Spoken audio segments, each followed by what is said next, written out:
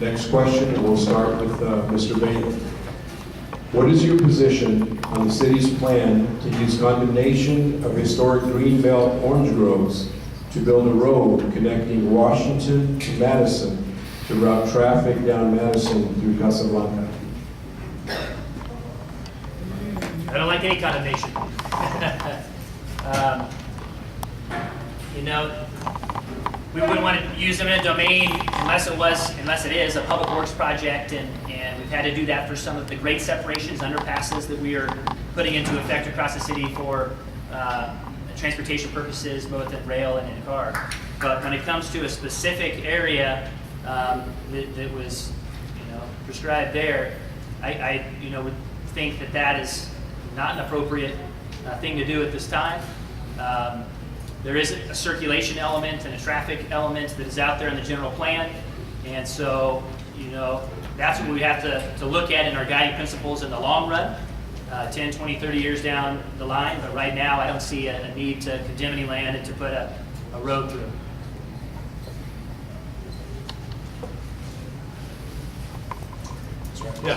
Yeah. In the history of Riverside, I can't recall a single time where they used eminent domain to condemn an owner-occupied home for a private development. But I think in public development, depending on what the use is, that you're going to have to use it.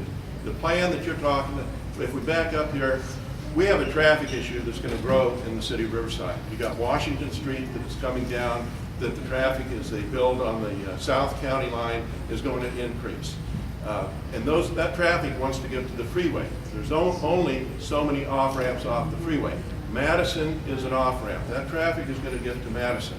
So that's where the traffic needs to go. There needs to be improvement to tie the traffic from Washington to get it to the freeway. That's simply where the traffic, so they're not going to get any more off-ramps off the freeway, so where is that traffic going to go?